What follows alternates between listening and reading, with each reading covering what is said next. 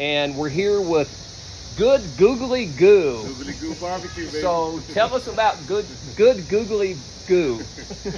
Good Googly Goo Barbecue. I formed Good Googly Goo back in 2018. So I've been doing this competition thing since then. Started in Upper Marlboro, Maryland, at a contest, a KCBS contest, 2018. It was June, I can tell you exactly, June 2018. And that was my first contest, and the bug bit me, and here we are today. Good Googly Goo Barbecue. I think a lot more people know who I am now than back then. But the name, Good Googly Goo, I'm a big fan of Sanford and Son. And there's a character on there, Grady, who used to always talk to Fred Sanford, and he said something similar, Good Googly Goo. But I'm a fan of the show. And when I was looking for something, a team name, I noticed how everybody had catchy names and spin-offs on certain things. I think I just need something that people are going to remember. And that's how I came up with Good Googly Goo Barbecue. I'm originally from Mitchellville, Maryland, just outside of Washington, D.C., the suburbs of D.C. I've moved part of the operation of Good Googly Goo up close to Baltimore. So sometimes you may hear Baltimore, Maryland. Sometimes you hear Mitchellville, Maryland. But I am in that D.C. area, Washington, D.C. area.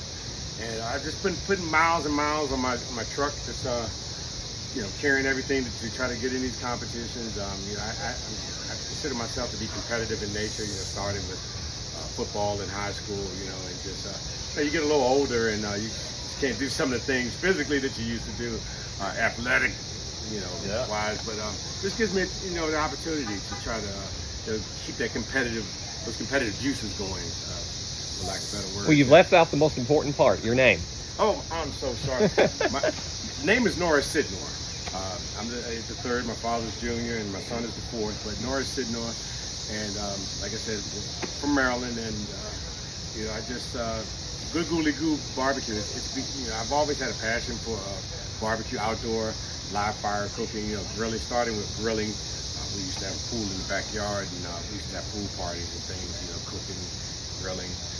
Then early 2000s, I got into smoking meats, they're doing the low and slow, and it was all, trial and error, on the job training.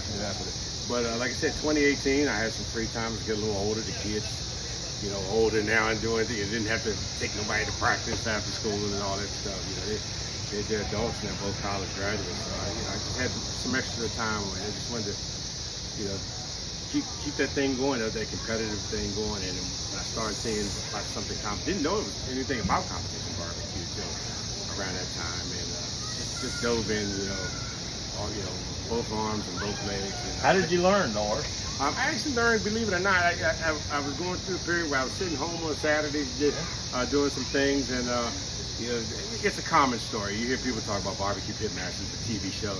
I think it was, I forget the network, but it would just run all day Saturday. Yeah. And it only took like 1 or 2 episodes. You sit there and watch it, and it immediately caught me because I was like, I think I could do that. I know you hear your friends and family come over and they love your food and whatever, and that's a little false, thing, because it's a little bit different, when you get into these sanctioned food sport bodies. And I jumped out there. It didn't do too bad my first one, but I don't have the success story where people say they went out to their first contest and got a first place in this and that.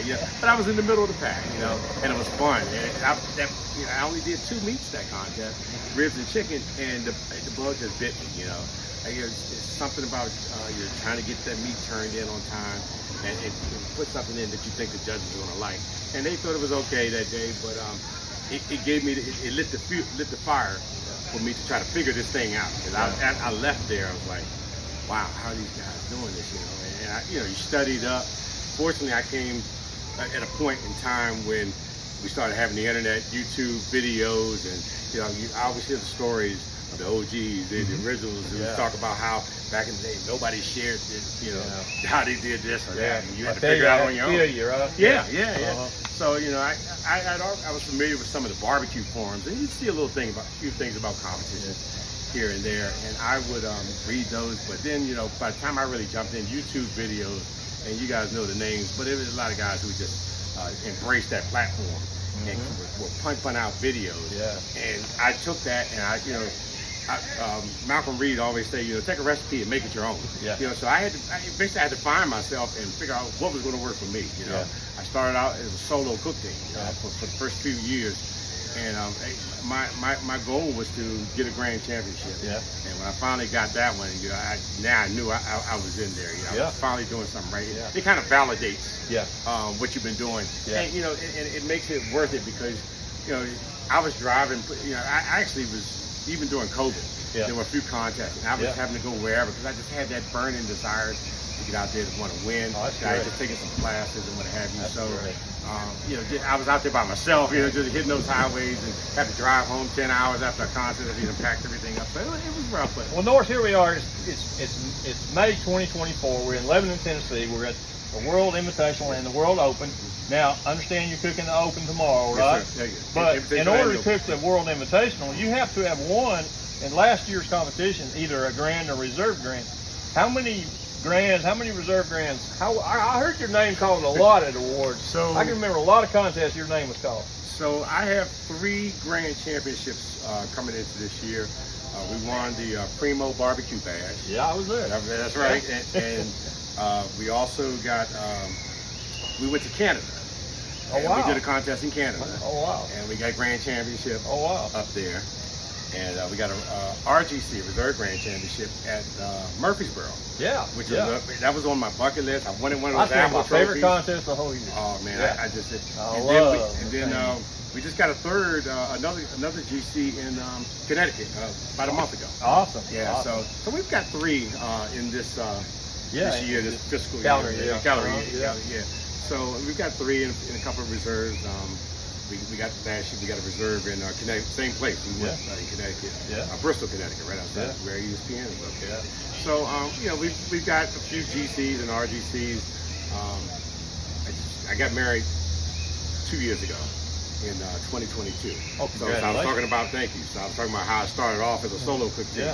But now I have my wife, and she's, to find a barbecue wife who's willing to put up with all of this and willing to hit the highways and byways with you on these weekends and just to travel, a lot of windshield time. You said yesterday 10 hours. 10 hour drive. That's just by Google driving time. You stop, so you might as well say 12, 13 hours, gas breaks and restroom, food breaks and stuff. But I'm thankful to have a wife who supports what I do, and she's willing to pitch in, and it's made a difference.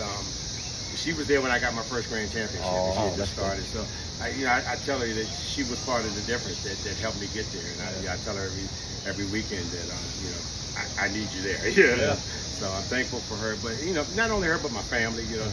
My mom, she was helpful. My brother. It's just been a long journey, since 2018. Well, you've got your family that you talked about, your mom and your brother, and I think you said Norris the fourth is coming along. So you've got a history of the family that I'm sure they all give you hints and tips and tricks about how to do this better. Yeah. And have you developed a family with the other people that are here that come to these contests? Yeah. People talk about, and it really is a real thing when you hear people talk about barbecue family, barbecue love. I even when I was rolling solo for these contests, I felt the love from the moment I pulled in. People just walking, they see me out there struggling. They see it. Do you need any help? We help to get those smokers off the trailer. Holler if you need anything. And it's still a common theme that we hear today. When I pulled in, from the moment you pull in, you got people willing to help you park your rigs, and if you need anything, I'm just next door. And it really is. It can sound cliche-ish. A lot of people think that it's just something to do. It really, I have felt the true barbecue love. Since I've been on this journey, this competition barbecue journey. And I love it, and I try to reciprocate and give back myself. I tell them if anybody needs anything, and I'm even willing. I try to help up and coming teams. I still consider myself an up and coming team because I'm still learning. It's a moving target. This competition barbecue thing. But even some of the younger guys that jump in, I tell them, feel free to. And a lot of people are scared to ask. For help, but I say this is a different beast here. You can walk up to some of these things and come out and talk to them. That leads me to my next question. Okay. You started from the grassroots. You started from the ground up. What advice would you give an aspiring backyard cook that's cooking at home right now, as far as competition barbecue? What advice would you give a future competition barbecue cook out there? Well, as far as advice for up and coming or future barbecue competition team, first you have to be willing to go ahead and take that leap, take that jump. Don't be scared to jump out there, because like I said, I've seen teams come out there and fall miserably, flat on their face, and finish dead last or what have you. But like myself, I came out there, I finished in the middle, and that drove me because I wanted to be at the top. But one of the things that really has helped me, and I've heard other people say it, and at first I questioned it. I was like, okay, I took a class.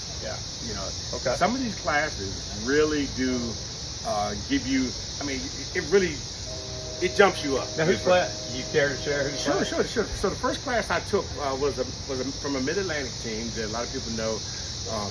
It was a pork.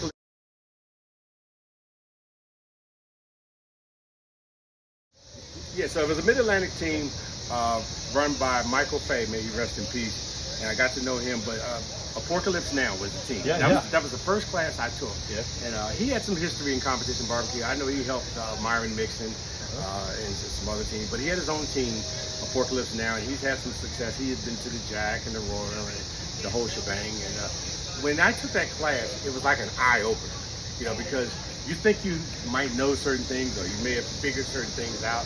But when I took that class, I kind of realized that I really wasn't even in the ballpark of what it took to be successful at this thing, to be at the and top. Consistently successful. Because you've heard it before. Teams can come out here and jump at a competition, and a broke clock is right 2 times a day. Some teams can come out here and will hit, get a first place. But can you do it consistently? We did 33 contests, I believe, last year, and by doing that many, I saw my success rate going up because I was constantly cooking. And it got to the point we had a 3-week swing where we had a first, second, or third within 3 weeks. But it was because it was the repetition. You talk about muscle memory. There's muscle memory to this, And like now it's to the point, I'm getting a little older, but when I get in there, I take 2 weeks off, 3 weeks off from this thing. I'm like, okay, what do I do next? Wait a minute. But it really is something to it. But going back, taking that class and like I was saying earlier, it's different from apparently how it was 10 years ago, 15, 20 years ago. Because now you have these classes that you can sharing knowledge that can give you that handy, jump you up, and take you to the top a lot faster.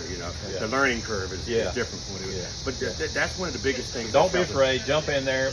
Take some classes. You got it. Don't be afraid. And ask questions. I still ask some of these guys. They're my peers, and I'm competing against them. But people will still part with knowledge. Even though you're competing right next to all of us want to win. We want that first place. We want that grand champion. But they have no problem telling you these things. And like I said, the classes, it makes it. I think it makes it a little tougher these days because it's so easy to get some of the knowledge. So a lot of people come in and they get that stuff and they shoot. I mean, it doesn't take as long, And I've seen it happen. We've got a lot of teams, even from where I'm from. They start out and they're getting major calls and grand championships very soon. So that's good. It's a good thing. Taking that class, it really does. That's good. So if I could part with one thing, that's the one thing that I would tell them that take a class. And I like I said, I took the Apocalypse Now class. I cook hot and fast on Gateway Drum Smoker, so I did take the hot and fast class with Tim and Brad, Tim Shear and Brad Leininger with Gateway and Blues Hog, and that really, I took that right before COVID, at the end of 2019. And as soon as I was eager to just jump out there and I got all this knowledge, and then COVID hit. Right in 2020, first part of 20. But it didn't stop me because I just had that fire, that burning desire to get out there, and I took some risks. My mother, she's getting older. I didn't want to take COVID around. But I was out there, and KCBS put some safeguards in place to make it a little safer during the COVID. So I did a number of contests that year, and I was able to get some success out there. But it just snowballed. So that's 2020, then 2021. I got the thing. Then next thing I know, we're at the Jack Daniels Invitational. And I always told myself I wasn't going to the American Royal until I could do both the Open and Invitational. So it was like a challenge I put on myself. And I said, you've got to have a grand champion. You're not going to go out there and just do the Open. So it's, almost 22 hours for us to drive out there. Like I said, so when we finally got that first grand championship, that was next on the list, was to to the American Royal, the Super Bowl. So like the experiences that I've gained, that I've experienced, things I've experienced from this competition barbecue, going to the American Royal, getting calls, going to the Jack Daniel's World Invitational, Reserve Grand Championship, Murfreesboro, First Place Chicken and Reserve Grand Champion. Going to Canada, we got to the point where we said we wanted to do things, because I like going to some of these small towns that we end up doing these contests. And just we go in, we'll eat, try to support locally, but you find little restaurants and things, little hole in the wall places, and amazing food, cities that I've never heard of, and places that I probably would never go in my life if it wasn't for competition barbecue. So I really like that aspect. But we travel, and we're just trying to find now. We're just trying to have fun with it. Like I said, I'm getting a little older, get ready to retire from my day job, and I'm just trying to enjoy life and just my passion for competition barbecue period. That's what's driving me to be out here. We drove, I think, 10 hours driving time to get here. And here we are on the big stage again with, at the World Invitation. Everybody here is a grand champion or competition. So but it's kind of like my golf game. It seems like I get up for who I'm playing with. I could be playing with some guys, we're just hacking it around, and there's my score. Just right along with theirs. But then I got these guys that, shooting, they're right, par golfers. And I'm like, man, you got to be on your best game. They're not going to want you to play with them. They say a rising tide lifts all. There you go. Right? There you go. So when I come out here, I feel like I'm a little more dialed in. Big time right here. I mean, everything's prepared. I just want everything. I try to relax a little bit and have fun with it, because I know my wife told me that. She said you're too wound up with sometimes, with anxiety. It's really that burning desire. Then you start overthinking things. There you go. There you go. So we've learned. She told me, and I've seen it on the major stages. She's like, let's just have fun with it. Let's have fun at the time. Relax, relax. And it's amazing because things come to you, and I guess you just don't have that extra added stress. So I love it. Like I said, she's been very helpful in situations like that. Calming me down. And, Miss Carolyn Wells says the first rule of barbecue: have fun. Have fun. Have fun. Yeah. And that's what we're doing. That's what we're doing. We really are having fun. I mean, I could do. When I look at the money that I've spent on this competition barbecue, hey, let's don't go there. I could have been doing other things and having fun, but I'm still here. We drove.